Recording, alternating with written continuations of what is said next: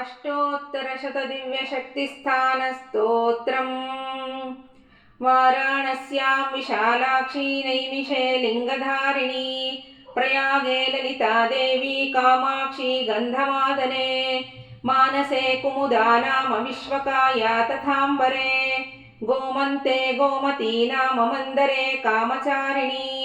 मदोत्कटा चैत्ररथे जयन्ती हस्तिनापुरे कान्याकुब्जे तथा गौरी रम्भा मलयपर्वते एकाम्रके कीर्तिमती विश्वे विश्वेश्वरीं विदुः पुष्करे पुरहूतेति केदारे मार्गदायिनी नन्दा हिमवतः पृष्ठे गोकर्णे भद्रकर्णिका स्थानेश्वरे भवानी तु बिल्वके बिल्वपत्रिका श्रीशैले माधवी नाम भद्रा भद्रेश्वरे तथा जया वराहशैले तु कमला कमलालये रुद्रकोट्यां च रुद्राणी काली कालञ्जरे गिरो महालिङ्गे तु कपिला मर्कोटे मुकुटेश्वरी शालग्रामे महादेवी शिवलिङ्गे जलप्रिया मायापुर्यां कुमारी तु सन्ताने ललिता तथा उत्पलाक्षी सहस्राक्षे कमलाक्षे महोत्पला गंगायां मंगला नाम विपला पुरुषोत्तमे विपाशायां अमोघाक्षी पाटला पुण्ड्रवर्धने नारायणी सुपार्श्वे तु विकूटे भद्रसुन्दरी विपुले विमला नाम कल्याणी मलयाचले कोटवी कोटितीर्थे तु सुगन्धा माधवे वने कुब्जाम्रके त्रिसन्ध्या तु गंगाद्वारे रतिप्रिया शिवकुण्डे सुनन्दा तु नन्दिनी देवकातटे रुक्मिणी द्वारवत्यां तु राधा बृन्दावने वने देविका मथुरायां तु पाताले परमेश्वरी चित्रकूटे तथा सीता विन्ध्ये विन्ध्यादिवासिनी सह्याद्रावे कवीरा तु हरिश्चन्द्रे तु चन्द्रिका रमणी रामतीर्थे तु यमुनायां मृगावती करवीरे महालक्ष्मी रुमादेवी विनायके अरोका वैद्यनाथे तु महाकाले महेश्वरी अभयेत्युष्णतीर्थेषु चामृता विन्ध्यकन्धरे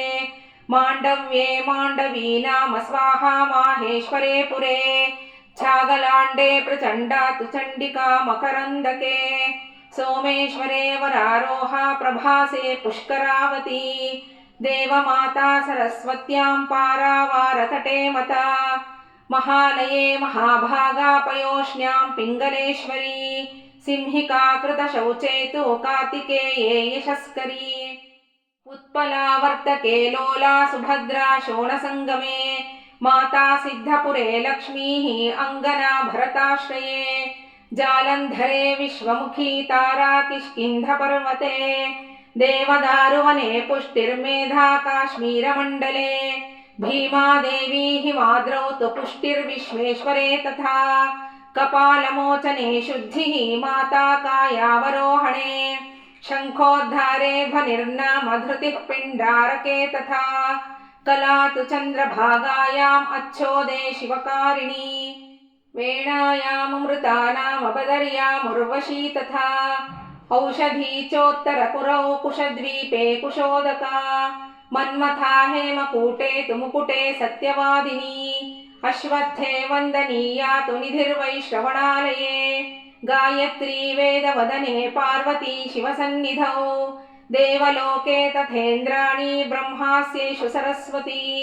सूर्यबिम्बे प्रभा नामा मातॄणां वैष्णवी मता अरुन्धती सतीनां तु रामा सञ्चतिलोत्तमा चित्ते ब्रह्मकला नाम शक्तिः सर्वशरीरिणाम् एतदुद्देशतः प्रोक्तं नामाष्टशतमुत्तमम्